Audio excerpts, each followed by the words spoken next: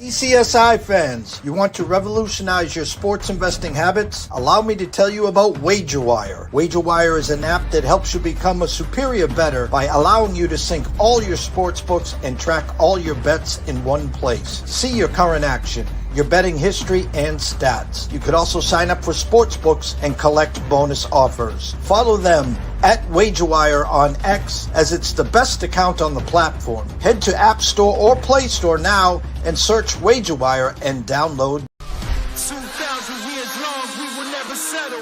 Hard days, no way, with a heavy metal. No time, no fail, won't stop here. Like a torch to a flame when it burns hot.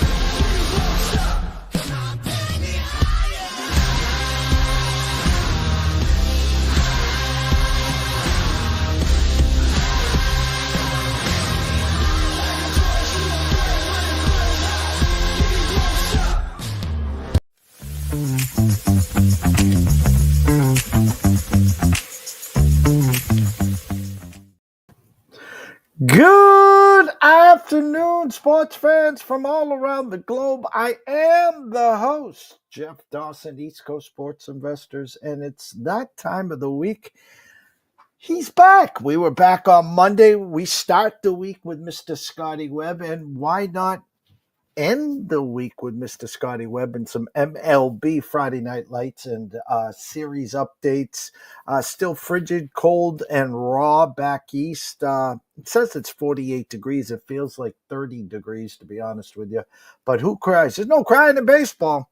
So we're going to bring Scotty back to see what he's seen so far this week. Talk about a few matchups this week, this weekend. Some in-plays he might have in pocket, of course. And we're going to walk through the card. We promise we won't keep him long. He could have a poker tournament getting ready for or anything good like that. So anyways, without further ado, let's bring him on. Mr. Scotty Webb. What's up, Scotty? Hey, man, I'm glad it's not 48 degrees down here. I had a Thursday afternoon show with Lou Finicaro every Thursday at 3 o'clock, UFC Fight Night Fortunes, and he's in Arizona, and he had to rub it in my face. It was only 90 degrees in Arizona yesterday, so you can do it as well. Well, I'm not trying to do that.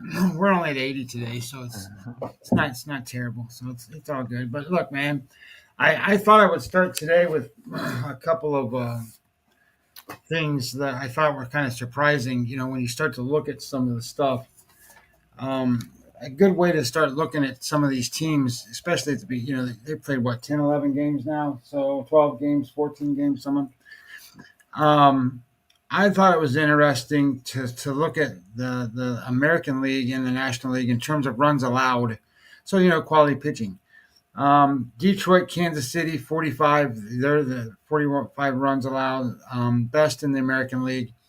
Kind of is not too surprising when you got Scooble, and Flaherty and Reagans and the crew that they throw out there for Kansas City. But the next group was Tampa Bay and the White Sox, for God's sakes. The White Sox have only allowed 47 runs. That's just 2 more than what Detroit and Kansas City had. So I was surprised at that they're getting some decent pitching from them. And I was also surprised Houston's at 48. And I don't expect Houston to be a top-notch quality pitching team. So that was a little interesting. Toronto's at 49. So when you're looking at the top teams allowed, and it's Detroit, Kansas City, Tampa Bay, White Sox, Houston, and Toronto, I would not necessarily have said that. And on the backside of that, if you look at runs allowed, the Athletics have allowed 73 runs, for God's sakes. Now, I posted something on Twitter earlier in the week, and I think it's worth noting. I can pull it up real fast because I have it right here. The games that I think are going to be reflective of them playing in Sacramento.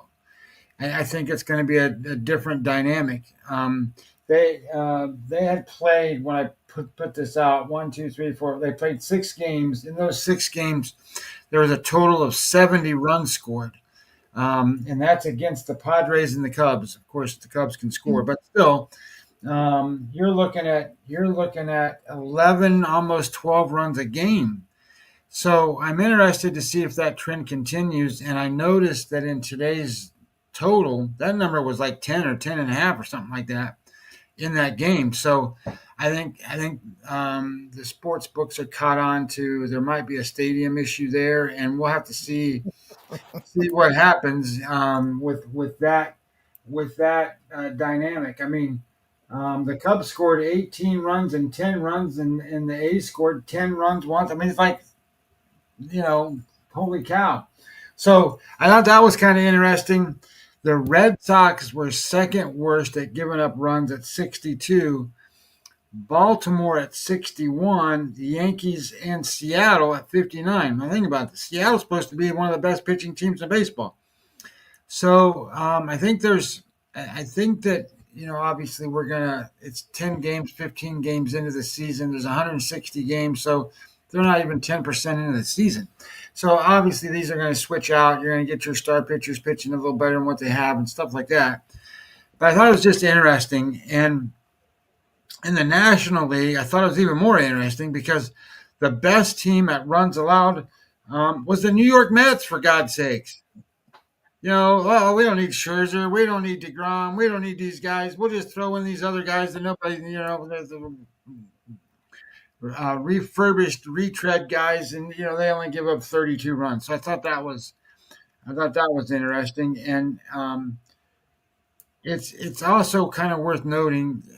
Not that I expect any better. That the teams that give up the most was Milwaukee. And I expect them to not be good, but they give up a lot. 74 runs is a lot. St. Louis has given up 74 runs too. That's a lot. And then you got Colorado and the Cubs kind of right there. I don't think the Cubs are going to pitch well, but they can score.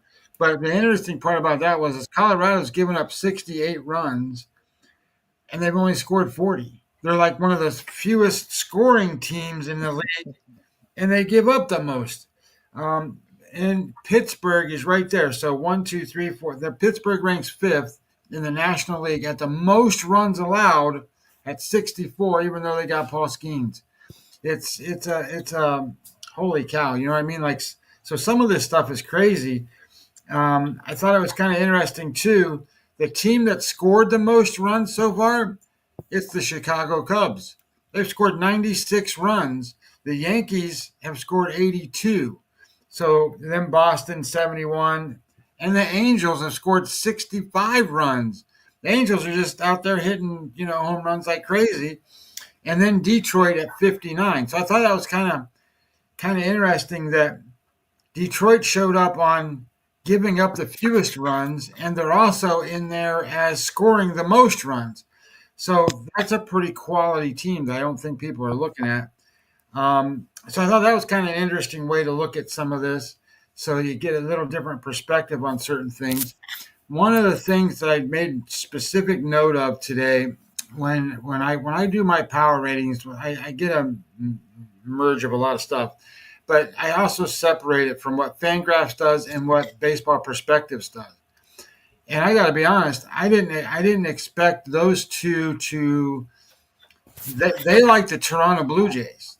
Between those two projection systems and projection type companies and things, I was kind of surprised at that because, and obviously the Blue Jays are off to a decent start. They're not getting crushed right now. So I thought it was an interesting kind of look at some of the things that are happening in Major League Baseball. Another one that's really interesting is, and I pull it up here, if you look at run differential, we just talked about runs and out a little bit. In the American League West, there's only one team in the whole damn division that's positive, and that's the Angels. The Rangers are winning the division in terms of wins and losses, but they're minus 8 runs. I don't know. That's even possible. How can you be minus 8 runs and be the best team in the division, for God's sakes? So there's a lot of weird things at the early part of the season that I think will eventually get straightened out. And and I think that some of the lines are starting to look at some of that stuff, like the Sacramento thing. I think is, and you got to watch what's going on in Tampa too. Playing in Steinbrenner Field instead of at the Rays Stadium. I think that is mattering. It does make a difference. So some of that stuff I thought was kind of interesting to look at. Well, to circle all the way back when you were talking about pitch and Kansas City Reagans, of course, but the Detroit, I know spring training's one thing, but Casey Mize was opening up the eyes in spring training. That doesn't always equate to bringing it back into the regular start of the season. He's followed right up beautifully. Scooble's first two starts weren't that great. We'll see what happens this weekend. Flaherty has been Blackjack Flaherty, So that Detroit, we haven't talked about Job, in the back end there. So I like the Tigers pitching staff. I actually had them potentially winning that division this year because of that pitching staff. I keep equating. Listen, I've lived back east here all this week, Scotty. You look at the Red Sox Monday, Tuesday, they had the ski masks on. They were freezing their ass off. And it was funny. One of the reporters asked Cora, hey, how is it to play in the cold? And Cora absolutely nailed it.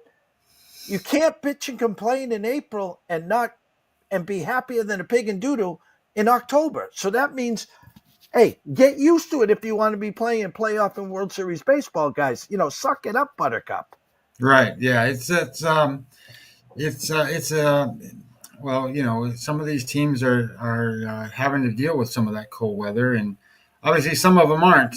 So it's just kind of interesting how that kind of flows through. But I do like the change that Major League Baseball made. I don't think it was last year. Maybe it was last year. Maybe it was the year before, where all the teams play each other now. So it's not like you don't have a schedule that might be better for one team than another one. They're all playing everybody, and they do have to play the teams in their own division. So some of those teams are getting a break because of that. But it's a weird thing. I mean, and then I found something else that I thought was interesting, because one of the things I ran into, I think it was either Monday's games or Sunday's games, Tuesday's game, one of those early day weeks games. I make these lines all the time, and the San Diego Padres, Jackson Merrill's not playing, right? He's hurt. But in the game that I was lining the game for, they also had Fernando Tatis got hurt and Cronenworth got hurt. Okay, well, when I make my numbers, right, my numbers are all based off of what the numbers look like at the end of the season, how they are, what the power rankings are, what their winning percentage is going to be. So what is the net effect that you have to have a manual adjustment for when you have a cluster like that, right? So I don't really worry about one guy not being in a lineup. Now, I would say that certain guys matter. If you're the Yankees and Aaron Judge isn't playing, your team's much, much weaker, right? Because he is the Yankees.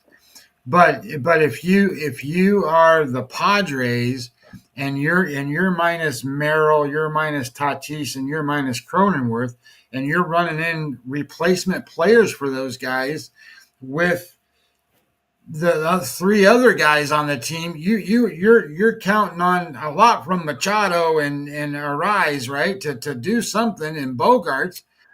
So what was interesting was I did some calculations and did some things, and I downgraded them, and I thought I downgraded them the way I should have, and they actually won that game 2-1 that they played in.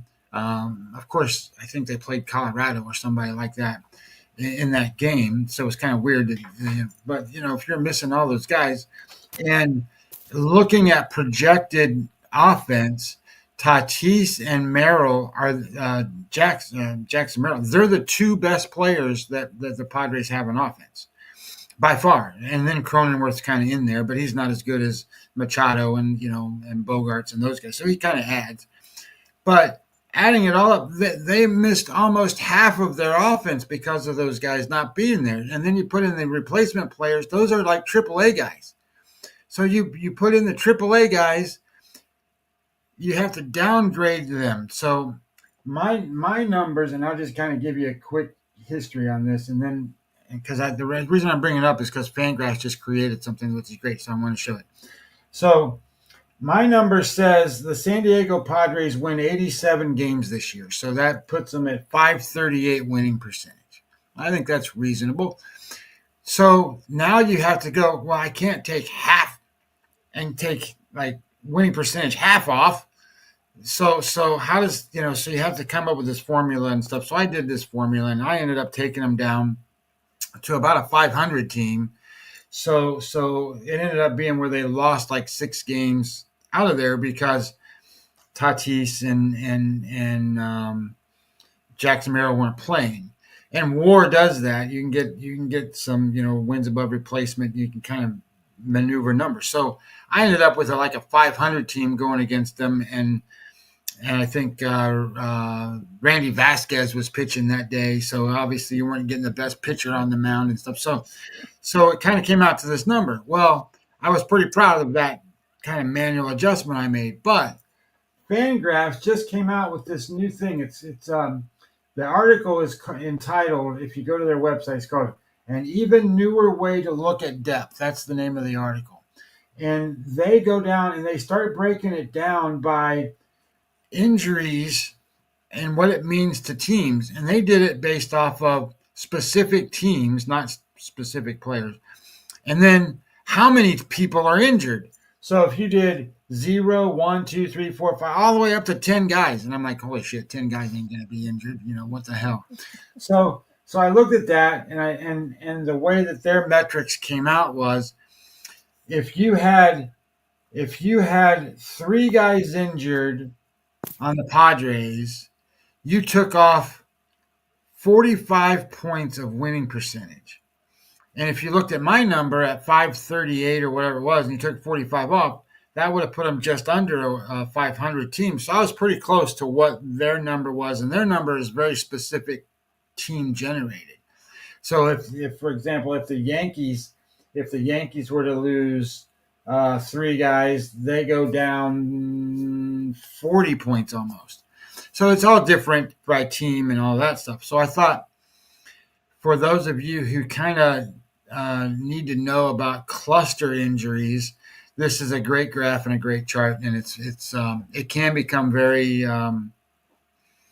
useful if you use it properly. Well, big slate tonight. My headline is, Scotty, right up your alley. Will the Braves travel into Tampa be a ray of hope? A rain-delayed long game. Braves find a way to walk off Phillies. You won't see Cy Schwellenbach, who's had an amazing start. I got him at 33-1. I know I got Paul Skeens too, so I'm okay with that in the National League. An Atlanta team that Spencer Strider looks like he's ready, whether they move him up, and then we're getting closer, obviously, to Ronald Acuna. At some point, a Braves team that started 0-8, really struggling right now. A Tampa team that we know can pitch. Thoughts on that game tonight, the series, and then before I hand the board over to you. Well, I think the Braves are just a little sluggish and a little energy problem team. I can't believe how good Marcell Ozuna is for that team. He carries that team every day, all the time, all night long. But he's starting to get a little support. Olsen isn't still hitting, but Riley's starting to hit. If they can get some guys going, and factually, let me go over here for a second. Let me get this. I thought it was kind of it's an interesting matchup tonight specifically, and then we can look at the other stuff. But looking at the Braves offensively for the last 7 days, they rank 4th, and I would sit there and go, how in the hell they rank 4th? And then I looked at it and they've scored 24 runs in 5 games. So that's almost 5 runs a game. Well, the Rays have scored 18 runs in 6 games, and that's against the Angels pitching. So they're now getting ready to face the Braves pitching, which is going to be better than what the Angels pitching is. I don't care how that works out. It's just going to be better. And then I kind of broke it down even farther. Isolated power, they're about the same. So that's where I think we all expect the Braves to go out and hit a bunch of home runs and hit extra bases. Well, that's not what they're doing right now. So I sort of envision this as the Braves offense is starting to come. The Braves offense is way better than what the Rays offense is. And I think the Braves pitching and depth is better than what the Rays are. Now, tonight's matchup is a little bit interesting because you have Bryce Elder, and he's going to go against Taj Bradley. And I made a specific note on this game because where's my note? There, I go to my thing over here. There it is. So Taj Bradley, he's had one bad inning where he gave up 4 earned runs and 2 home runs against Texas. If you take that away, he's as good as there has been in baseball so far. And he's going to pitch tonight against the Braves. And Bryce Elder, we all know what he is. He doesn't have 95 mile an hour, 99 mile an hour fastball stuff. He's got to get contact, and he's got to get guys to get the outs. My numbers reflect that the Braves, because this is a weird thing, go back to there. My numbers reflect a total mismatch in terms of what it's going. Because right now, the Rays are like 134, 135, something like that, favorites. I don't see it that way numbers-wise. How can you? The Braves are going to win 90 games or whatever. So if the Braves win 90 games, that makes their winning percentage like 570. It's like 92 games. Say they win 92 games. The 570 is their winning percentage. The Rays are like a 500 team. They're going to win 508. So you have to make up a difference of 0.6 in there. And some of that's going to be made up in home field. Some of that's obviously you got a better pitcher than the other pitcher. But it's not to the degree in which you got Paul Skeens on the mound.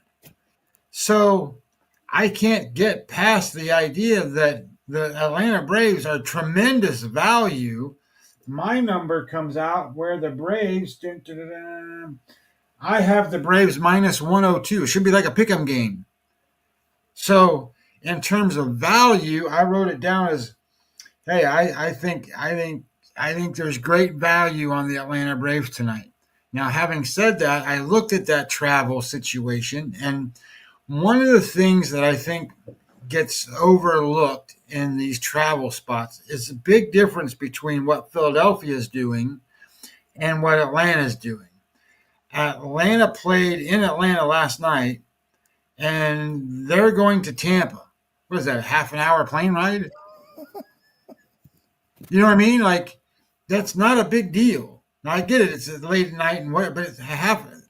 The amount of length of time travel is way more important. And it matters in the sense that, okay, all my shit's already packed. It's already loaded into the buses and planes. All we got to do is go from the stadium to the plane, get on a plane. It's a half an hour flight to Tampa from Atlanta. Boom, we're done. We go to the hotel. We go to sleep. It's a 6 o'clock, 7 o'clock game start. Not a problem in my mind. I don't think there's going to be a problem with that travel. Now, it's a lot further travel from Atlanta to what they're doing in Philadelphia. They got to go fly to St. Louis. That's, an hour, 2 hours, whatever the flight is. Then they got to, they might not have got into their hotel room and all that stuff until 2 o'clock in the morning. So that's a different problem. So, and that's a different game because holy shit. Aaron Nola is out there not throwing the ball very well. So what does that mean? He's going to. And he faces Palante. And one of the things I also don't think people get is sometimes on games like that, those pitchers, they get sent out before. They don't even go to that game. Nola might have been in St. Louis last night just relaxing, oh, look at those guys. They got to come back in here at 3:00 in the morning. I'm going to bed. That could have been like that. I don't know that for a fact. The reporters would be ones that would tell you that. And they don't do that all the time. But they do that in certain cases. And that might have been one of those spots where, it wasn't like it was a secret that it was going to rain there last night. So they were trying to figure out how they're going to play it out and what they were going to do and all that stuff. So they might have sent Nola out in the morning and said, hey, go get your rest and do whatever in case this game goes late or whatever. So I think that the starting pitcher thing matters in rest, but it also matters for the players. And I think Philadelphia is going to be more sluggish tonight than what Atlanta is, if that makes sense. No, it does. And you talk about Atlanta backtracking there, heating up or actually, starting to finally hit the ball. Timing's everything in life. We know that. 2 nights ago, I had the first 5 Braves team total over 2.5. Bottom of the 4th, Austin Riley up, bases loaded, 2 outs, out. Bottom of the 5th, bases loaded, 2 outs, Austin Riley up, out. We lose the ticket. Next at bat, bottom of the 7th, he hits a homer. So again, timing's everything in life here. You needed Marcell Ozuna to be up. He wouldn't have struck out. That guy would have put his arm out there and got hit or walked or got hit a double off the wall or something. Like he is something. And you mentioned Strider. Did you know in his last tune-up game, which was yesterday, he had 13 strikeouts in like 6 innings and allowed 1 hit or something like that. I mean, he's that's going to be a big boost to that team when you can throw those guys out there with Schwellenbach and Strider and possibly whatever Sale's doing. He's struggling. So we'll see. Sale could be a 5-inning pitcher like Blake Snell. Who knows? Yeah, they got a gift last year. It wasn't going to come back this year. Big slate here. And so what I'm going to do, sir, here is we're about 27 minutes in. Take a look at your board. Take a look at some of your tickets that you might be playing. I'm going to bring you to the forefront here to break down a couple games. Like old time's sake, this is what we're going to start to do on Friday. So don't get nervous on me. I'm going to put you to the front stage. I'm still here, but the board is yours, so bear with me.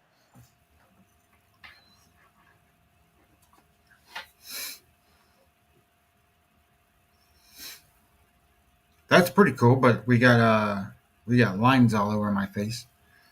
And that's okay. I'll just go, and then if you fix it, we fix it. Looking at tonight's games, I ran into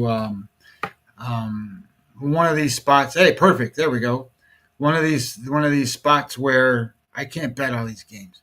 So it's not a usual thing for me to go through and find spots where I sit there and go, I got 8 spots that I think are worth betting. But I do. I have 8 spots today that I think are worth betting. And then I'll sort of go through them and sort of go through why I didn't bet some and why I bet others. So the first spot is Cleveland at home against Kansas City today. This is Bybee against Bubik.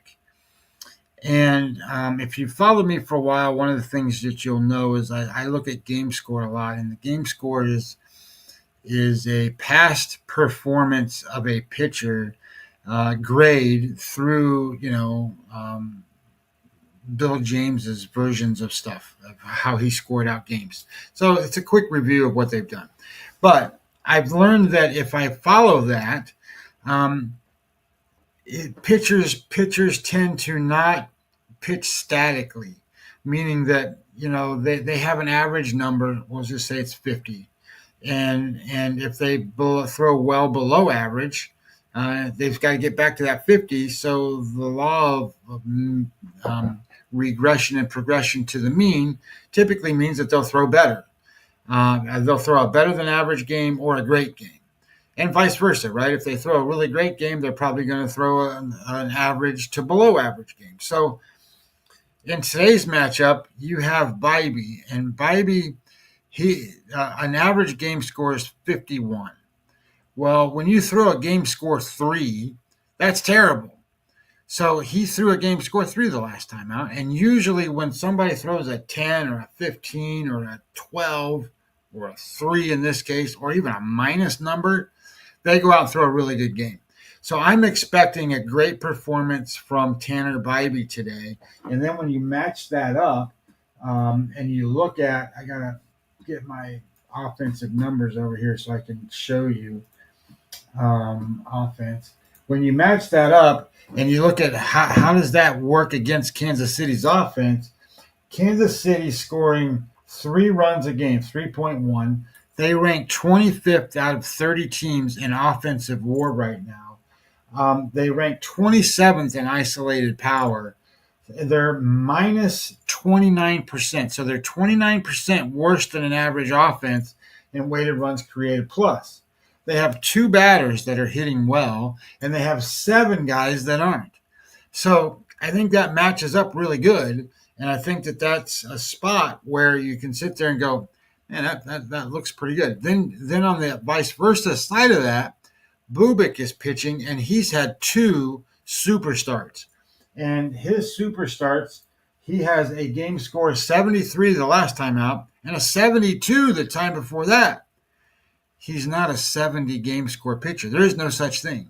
The best pitchers year to date over a season will be around 62, 63. That's the best pitchers. Being at 73, 72 over 2 starts, he has not had a setback game. He's due to have a setback game. This is one of those spots where could it be tonight? Well, you got to look at the offense for Cleveland. Cleveland right now offensively ranks 17th, so middle of the pack. Against left-handed pitchers, 12% better than average, so that's not so bad. And they have 5 guys hitting and 4 guys not in their lineup. So it kind of matches up. And then when I looked at value in the line, I'm looking at it going, all right, my number shows Cleveland minus 118. I'm sorry, my number minus 105, more pick-em-ish. Because I think Kansas City's a little better than Cleveland. Hey, Jay Berry, thanks for coming in and commenting. Love it. And if you guys have questions about games, you want me to go over something, put it in the chat. I will definitely put it in there. But this is a game that I think is where I got conflicted. One of the things that happened, what I just said, I liked Bybee today. I liked the offense for Cleveland today against the Royals. But my specific betting number is not quite where I would say there's value. So I put that one on the back burner and didn't bet it. One of the other bets that I looked at was Pittsburgh and Cincinnati. Number was 8.5 and under. And I thought, okay, well, that might be pretty good. And then I looked at the pitchers. And the pitchers in this game, not that. Where did the pitchers go? There they are. So my pitchers, when I looked at them, Falter's off of a bad start, but he's really off of a bad inning. They pitched against the Yankees. And Singer, he has the same problem. He got kind of tired late in the innings. In the 5th inning, kind of got worn out. He's off of a game score 41. Both pitchers can dominate these offenses. So I kind of liked that. And then when I looked at the offenses, Pittsburgh is 29th out of 30 teams, and Cincinnati's 28th. So that's on my list. I didn't bet it because I found some other stuff that I kind of liked better. One of the games that I kind of liked better is this one. Toronto today plays Baltimore, and Sugano is pitching for Baltimore. And one of the things I think people don't realize is baseball now has ways to quantify what a pitcher is through measuring his stuff and how good of control he is. It's called Stuff Plus and Pitcher Plus. It's measured on a scale of 100. So if it's below 100, it's not good. If it's above 100, it's good. Most of the pitchers today are all below 100. This is like the back end of the rotations, if you will. But Sugano, he's a 91 Stuff Plus, 92 Pitcher Plus. Okay, well, one of the things that I've learned over the course of years of doing this stuff is these guys that come over from Japan or call-ups from AAA, doesn't matter, they have an advantage when nobody's ever seen them before. Well, it's interesting that Sugano's pitched 2 games so far this year. Well, one of them was against Toronto. So Toronto's already seen him. And Toronto will be able to take advantage of what they learned and be able to hit pretty well against this pitcher tonight. And when I looked at Francis, he's an average pitcher. Sugano's an average to below average pitcher. So we need to look at the offenses. And when I looked at the offenses, you have 2 teams that are right now kind of below average in offense. So there's not really one spot here for either team that goes and says, well, this team is dynamically better than the other one in terms of the way they're playing right now. The biggest difference is Sugano being seen a second time, I believe, is going to get racked because of what they didn't see the first time they can adjust to this time. And it's just been the opening day, or not opening day, but the opening series that he pitched, and then they pitched against somebody else, and they pitched against. So it's not like it's not fresh in their mind. I think you're going to see them do really well tonight. So, and the other part of that I liked was it made sense on my betting line. My number in this game was Baltimore minus 116, and I got Toronto plus 118. So when I'm looking at that, I'm like, there's value there. Not the biggest value, but I liked it. Baltimore's not doing a whole lot right now. And so I liked how that matched up. So I bet Toronto plus the 118 with Francis. I looked at that, and Jeff and I talked about it. Elder tonight, I didn't bet him. I think it should be a pick 'em line. I think there's big value with Atlanta, taking them at plus 130, plus 125, whatever you get the number at, because it should be more of a pick 'em number. But I think that there's other things like this one. Washington plays Miami tonight. And Miami's going to throw Edwin Cabrera. It'll be his first start. And to be honest, Edwin Cabrera, when he's on, can be pretty tough to hit. But Parker's left-handed, and Parker's a dog, meaning that he's a guy that goes out there and pitches very well. He's got a WPA, win percentage added. That means that when the going gets tough, guys get on base, he finds ways to get them out. So the winning percentage goes up based on the pitches that he makes. He's not making mistakes. Pitchers that make mistakes, the winning percentage goes down, and they get hit. So when you look at Parker, and let me go back over here so I can tell you, Parker situationally, Parker is a he is a .49 to the good. There's only one pitcher currently in today's market that's better, and that's Boyd pitching tonight. He's a .55. So that means that those guys are out there making great pitches to get outs. And the thing here that makes perfect sense, last year, going back to last year, the Marlins faced left-handed pitchers 56 times out of the 162 games, 56 times versus left-handed. They won 11. They were 11-45 against left-handed pitchers. I got this number at Washington minus 102. I know the number came down because Evan Cabrera was named the pitcher. And when I look at the offenses, you got to remember Washington just beat the Dodgers, right? They just won the series against the Dodgers. Now they go get to play the Braves or the Marlins. The Marlins are scoring 2.8 runs a game. Nationals 5.3 runs a game. The Nationals are 15% better versus the pitcher handedness. So right-handed pitchers, weighted runs created plus, they're 14% better than the average team. Miami's 23% worse than an average team. Miami's 24th in offensive WAR and 25th in isolated power. And you have Washington at 12th and 7th. you have a mismatch on offense, and in my opinion, you have a pitcher that's left-handed that's a good pitcher that I think will be able to handle Miami, and he's pitched against them before. In fact, when you look at him, his game scores against Miami are 58. And remember, we said 51's good, 60's kind of elite. Well, 58's up there. So he's handled them in the past. So I like that one at minus 102. So I bet it. I'm also not afraid of run lines. And one of the things when we talked with Jeff at the beginning of the show was teams that don't score runs and teams that give up runs. So one of the teams that struggles to score runs was the White Sox. You know, they're not scoring a lot of runs, and they play the Red Sox tonight, who's one of the teams that scores a ton of runs. So when I look at this matchup and I looked at the offense, I looked at it and I go, well, Boston's offense right now is scoring 6 runs a game, and the White Sox are scoring 2.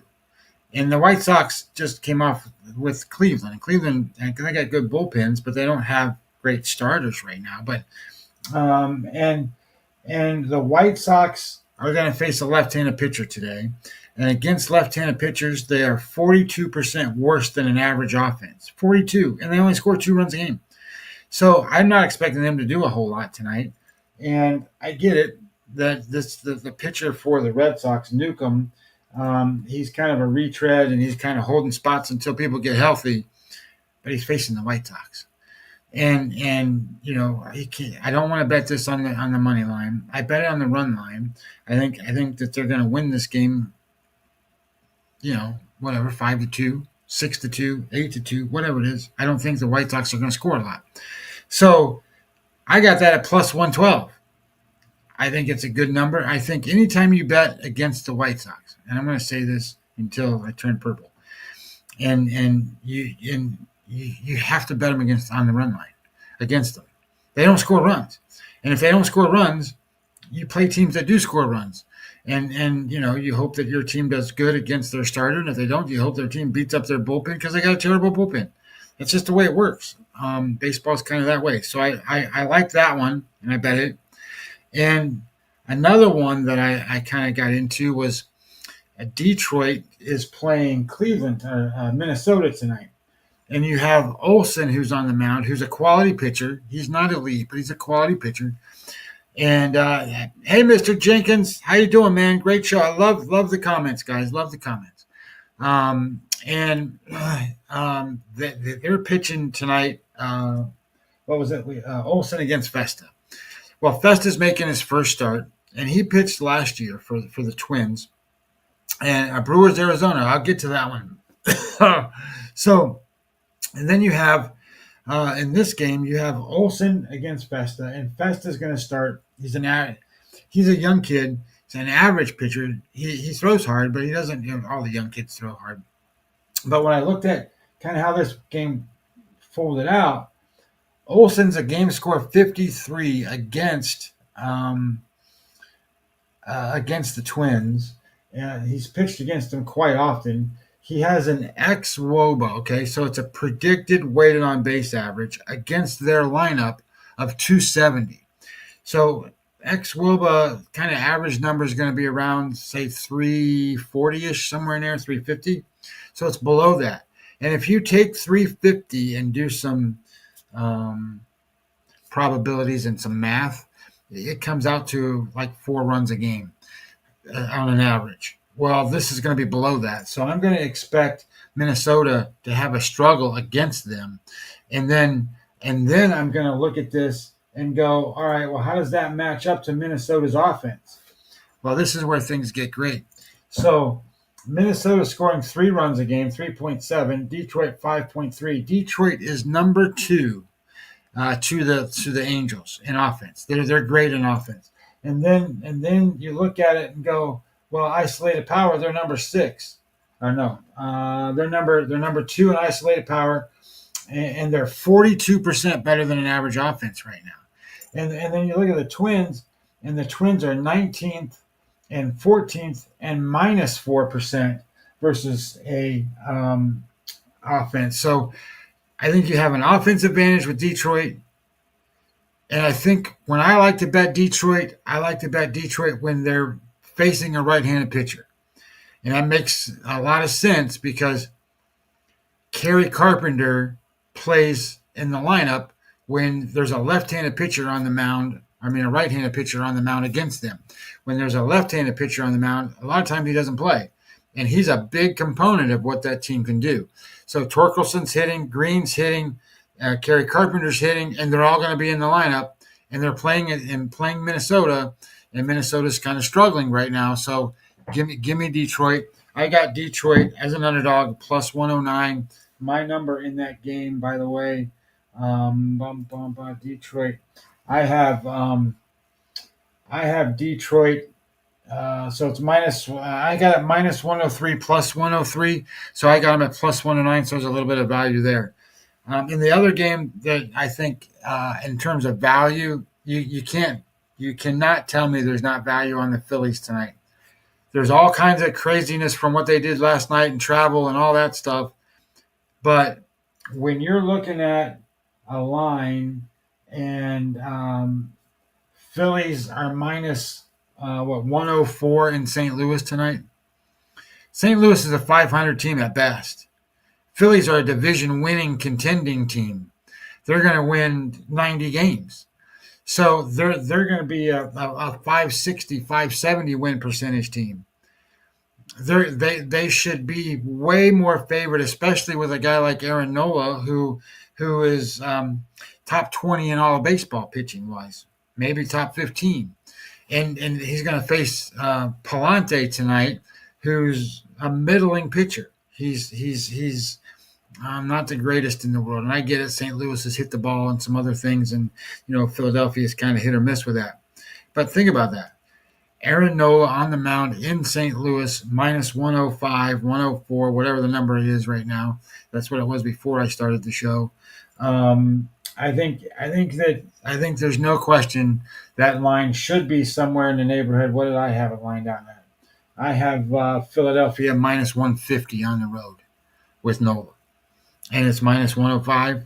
Tremendous value on Philadelphia. I didn't bet it, and I didn't bet it because they played late last night and all that stuff, and I just didn't want to get involved in it. Because I bet 4 other ones. If I didn't have all those, I would have bet Aaron Nola. I would have bet Bybee. I would have bet the under, all of that stuff if I didn't like the other ones better. Okay, so I got a question about the Brewers in Arizona, and let me get into that, but let me double check because I know who I have listed as what I think the pitcher is going to be. I wanted to see if there was actually any update to who the pitcher was for the Brewers tonight. I went and did some research, and I think Quintana is going to pitch tonight and make his first start for the Brewers. That's why it's listed this way. I think they're calling him up, and obviously they got to get him there, and and all that stuff. So I think Quintana is going to pitch. So Quintana's a war horse, a veteran's been around the block, soft tosser. Gonna try to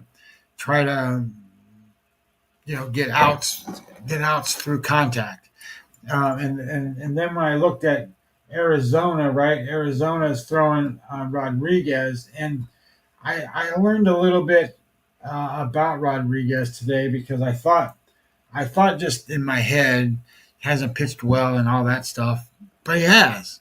So how do you know? How do you break that down? So Arizona Rodriguez, his xFIP number is 1.97. His SIERA is 2.09. So those are xFIP and SIERA. They're both sabermetric numbers based off of his performances, but they're also predictive. So over the course of the next few games, those are the numbers expected to produce based on what he's performing like.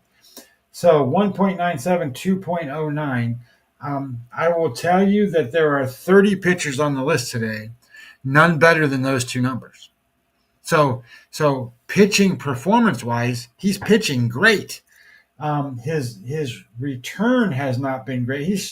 and a lot of where that comes from and his xFIP number and CR number, he's got big strikeout numbers, 14.81 strikeouts per 9 innings, big numbers.